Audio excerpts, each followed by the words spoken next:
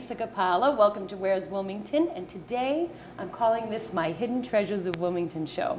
We are going to be talking to Paul Flaherty of Flaherty Jewelers. We can get the inside track on what really goes on when you buy those gems. And also we have with us Renee Marcou. She's going to sing a little bit for us, and she's actually going to tell us about what it takes to try to be a star on Little American Idol. So first we'll start with Paul. Thanks for being with us. Hi Lisa, thank you very much. So glad you're here. Thank you. I think most people are pretty intimidated by going into a jewelry store. And because we only have 13 minutes to talk, I really want to pick your brain about the experience. So you've been with Flaherty Jewelers since you were a kid, or? Flaherty's jewelry store has been started by my father. And he's always been a repairman jeweler for the last 40 years. So I've always grown up around the industry. I've always seen my father working at the bench and different aspects of it. I've always helped out at his Wilmington location. Right. And it's only been the last 3 or 4 years that I've come on full time, and he's taken me into an apprenticeship role where I've actually done most of the hands-on work myself. Excellent. When I come into your shop, I always feel like you're the surgeon of jewelry. You know, you put on the loop and you really look at what you're doing. Do you feel like an engineer, or that there has to be some sort of engineering mindset for you to get everything to fit artistically? I would imagine. Yes. To a degree, yes. To a degree, no. It's not that complicated, but it is a piece of equipment. It is a machine, if you will. Things do break down. Right. So you're examining things. You're looking at a person's head and the prongs within that head to make sure that everybody is nice and tight and aligned properly to hold their stones down. If you create jewelry, you do want it to flow. You want it to have a nice pattern, and you want it to complement the end user, the person that's going to wear it. You want it to complement that person and that style and their flavor. So what is it you like most about what you do? Helping people. I know that sounds like a cliche, but just recently had a woman whose husband recently passed away, and we do this a lot. You take the husband's wedding band, convert it into a heart shape. She wanted to take her original engagement diamond, set that in the center, with her wedding band also engulfed in the center of it in another heart. So it was his ring, heart-shaped, her ring, heart-shaped, with her center diamond engagement in the center that she can wear around her neck as a testament and memorial, you know, to what they share. So it's kind of like jewelry recycling. Yes, yes. Only a little bit broader. Without a doubt, yeah. Okay. When people come into the jewelry store, do you feel like sometimes they're intimidated? I know for me, I never want to ask how much something costs. I feel like if I, you know, only have so much to spend, is the jeweler going to feel like, oh, this cheap client, do not like asking that question. Really? Nobody should feel intimidated, but you are right. It is kind of not a hidden society, but you really don't know. The only thing you know about a diamond, for the most part, is what somebody tells you. Now, recently with the internet, people can read up and research quite a bit, but you can only read so much. Somebody has to show you and point out exactly what you're looking at and the different aspects of it. But you asked about money. Right.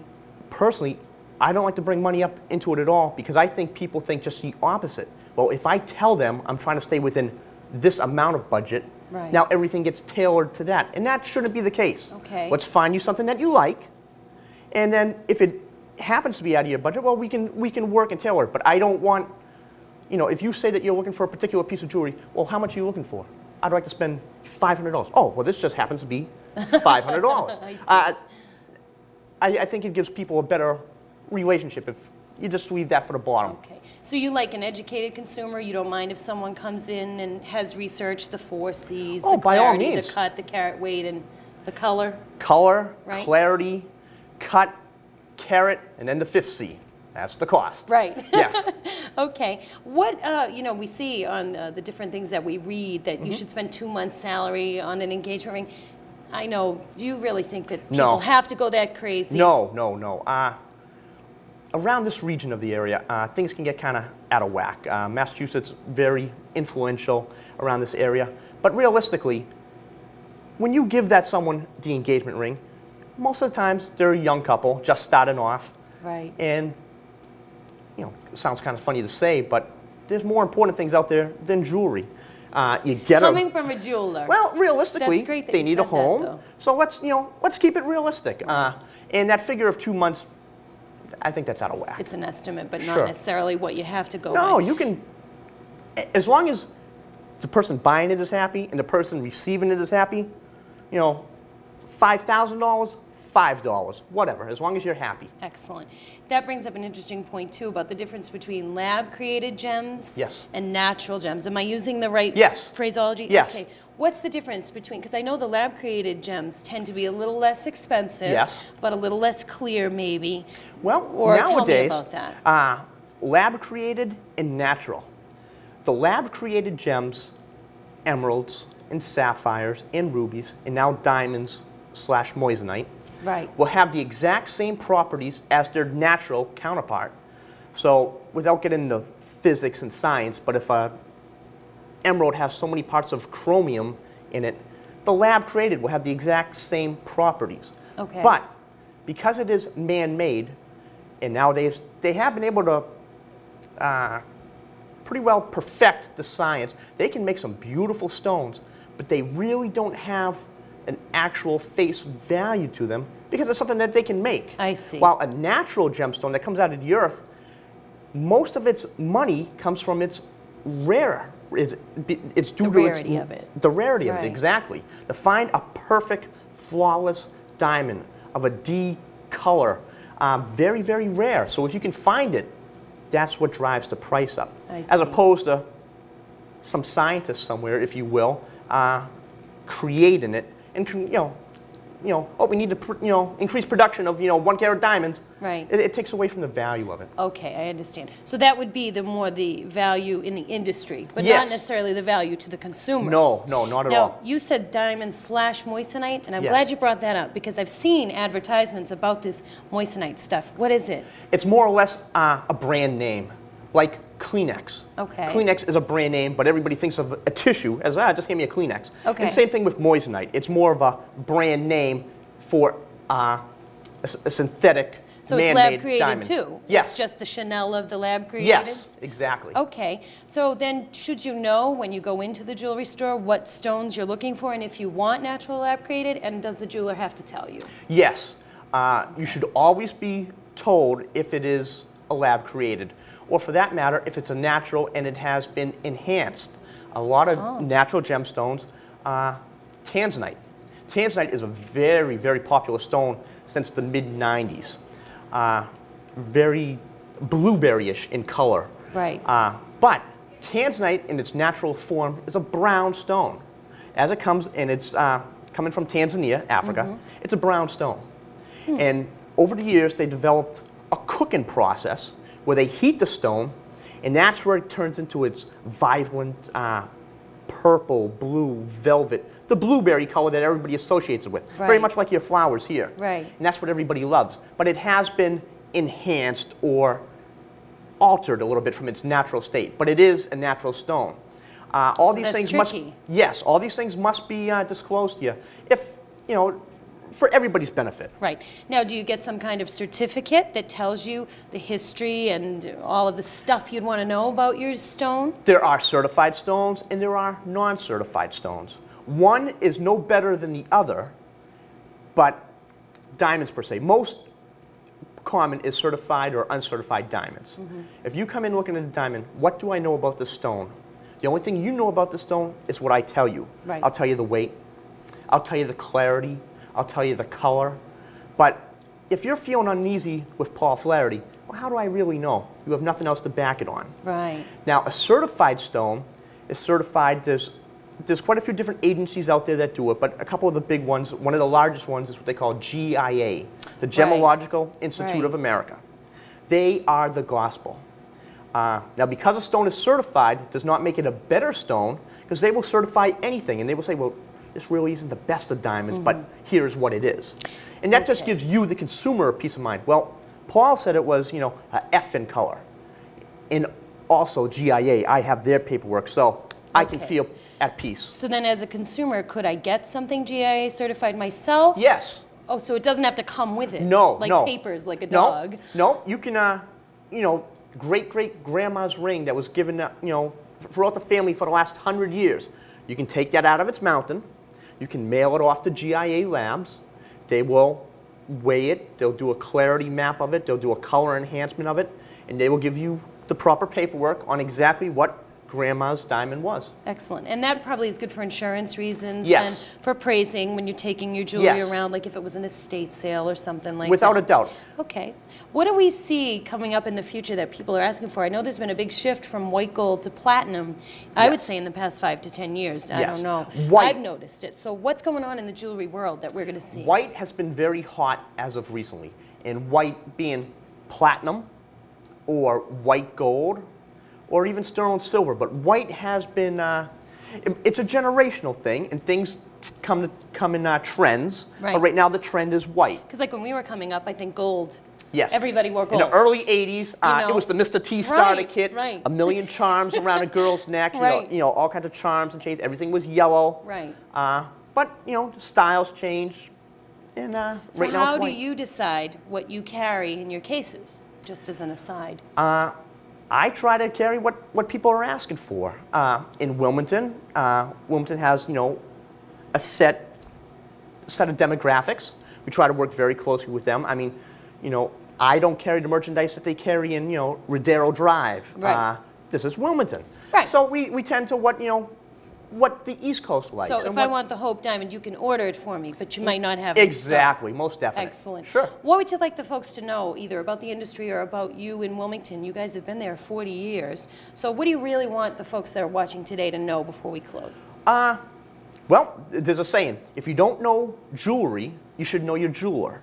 So I'd like anybody to please come on down, come by and let's just talk. Where are you located? I'm located in the Wilmington Plaza, Right. sandwiched between Radio Shack and GNC. Excellent. Come on by for, an inspection. Let's take a look at your jewelry, make sure everything's good and clean. Let's clean it, and hopefully, just introduce ourselves. Excellent. One more thing while I have Yes. you. Cleaning. My sister told me to ask you, can you still clean your jewelry with Windex? Yes. It's okay to do that? Yes. Really? Yep. The ammonia Windex doesn't is one of hurt the it? best things because when it dries, it evaporates. It doesn't leave a greasy film on any stones. You can use other cleaners, hand soap and stuff like that. When they dry, it leaves a coating on your diamond and will take away its shine and its sparkle. But Windex, squirt it.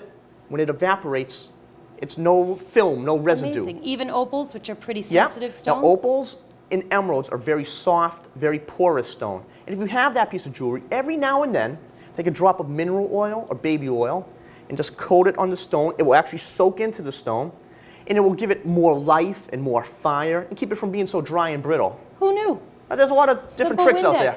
All right, let's give your phone number and your location one more time so folks can come Okay. and see you. We're located within the Wilmington Plaza.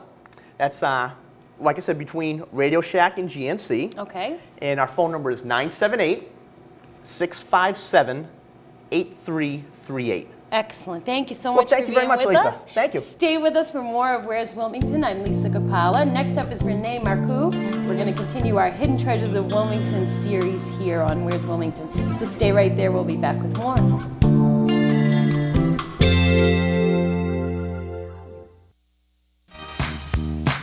Hi, and welcome to the Brazil Senior Center, where you are always greeted with a smiling face upon your arrival. Come on down to the Senior Center and meet some wonderful new friends. Or join one of our exciting exercise classes that will invigorate your mind and body and will leave you with a new passion for exercise that can change your life in such a positive way. Or join one of our great singing groups where we sing the classics.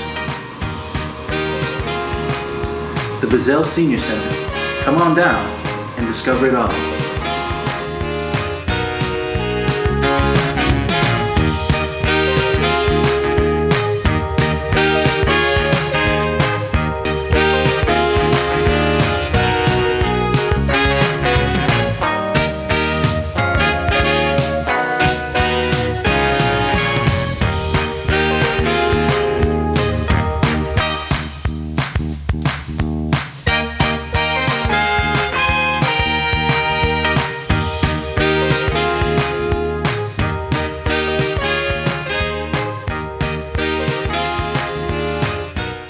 Hi, I'm Brian Pelham of North Reading, Pack 729, Den 12, and you're watching WCTV.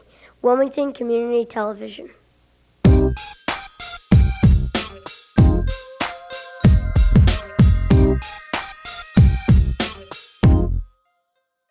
I'm the best thing that you ever had.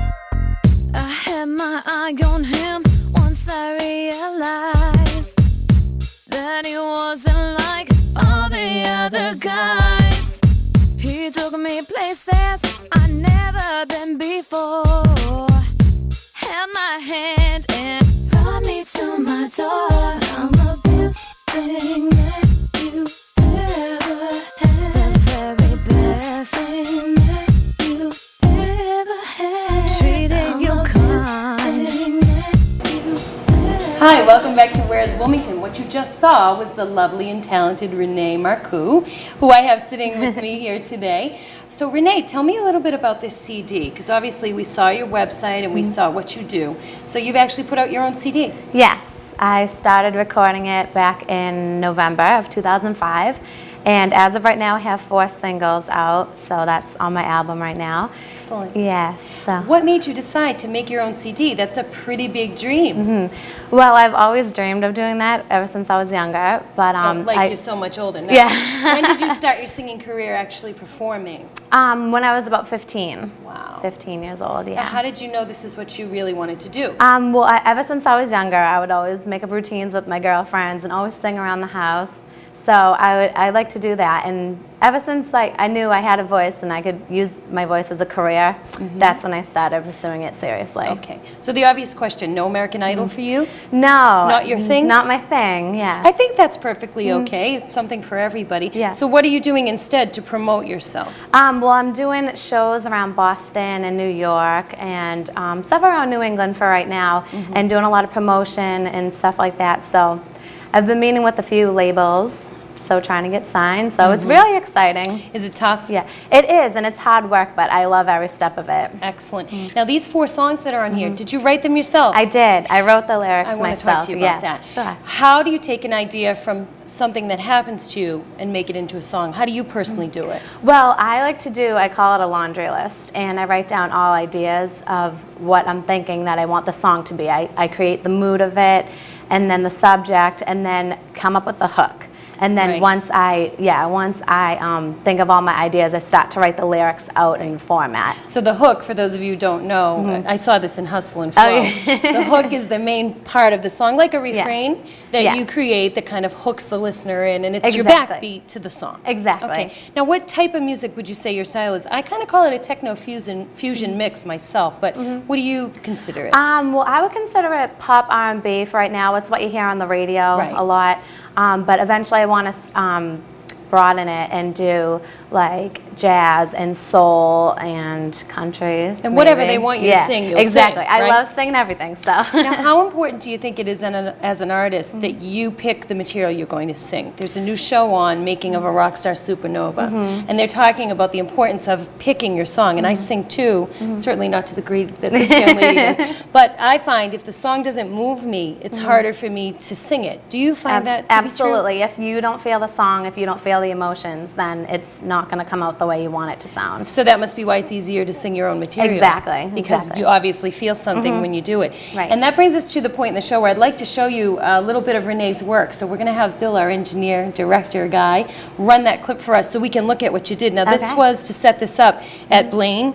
Oh, it was at Barbizon. Oh, Barbizon, okay, yeah. yeah. So it was a fashion show, and they held it in Waltham, and it's out of Boston. So. Okay, and you got to sing or perform yes, on the I was stage the featured there? artist. Now, that wasn't the first thing you'd ever done? No. Obviously. No. So what made that particularly exciting? It was exciting because I went to Barbizon, and I took classes there for modeling, so it was exciting to get back into Barbizon and see everybody. You kind of feel safe. Yes, because exactly. you know everybody, and Right. you know, God forbid something goes wrong, you feel like you're in a safe place. Right, exactly. But nothing went wrong. This is a great performance. Thank you. Let's take a look at Renee Marcou doing the Barbizon Fashion Show. And when we come back, we're going to talk a little bit more about where you can get this CD and what it's really like to be a star here in Wilmington. So stay with us and take a look at this clip. Drop that beat, come on, let's get down. I need a hot jam to get this party jumping. Shake your body, gotta get your groove on tonight. So drop that beat and pump this this joint up. Stand in front of the mirror, stick the gloss on my lips, spinning on the shirt, and put my belt on my hip. Check on my reflection, now I'm ready to go. Spray on the sexy sand, ooh, I'm on the door. Drop that beat, come on and let's get down. I need a hot shell to get this party jumping. Shake your body, gotta get your groove on tonight. So drop that beat and pump this joint up. Moments ago to know how we rock this place. Entertain the crowd, see sun on their face. Sparkle and shine, glowing in the light. Push the hair from my eyes, see who's inside. Drop that beat, come on and let's get down. I need a hot jam to get this party jumping. Shake your body, gotta get your groove on tonight. So drop that beat and pump this joint up. Come dance with me. Drop that beat, drop that beat. Come dance with me. Drop that beat, drop that beat, drop that beat. Hey, come on and let's get down. I need a hot jam to get this party jumping. Shake your body, gotta get your groove on tonight. So drop that beat, come on and pump this joint up. Drop that beat, come on and let's get down. I need a hot jam to get this party jumping. Shake your body, gotta get your groove on tonight. So drop that beat and pump this joint up.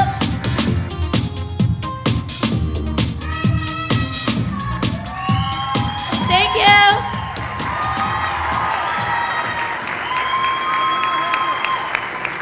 Wow, Renee Marcou, drop that beat. I've listened to it a few times. I like that song. Thank you. One of my favorites on here is the second song, the one that's about the breakup, obviously. Yes. Okay, we don't want to tell tales out of school, but is that from your actual real life? Yes, and I related it to another situation with one of my friends who was gone through a breakup. So sometimes one song can have really pieces of a lot. Exactly, You know? That's probably why Kylie Simon's song You're So Vain could have been about lots of people. Right, You know, it doesn't exactly. necessarily have to be one.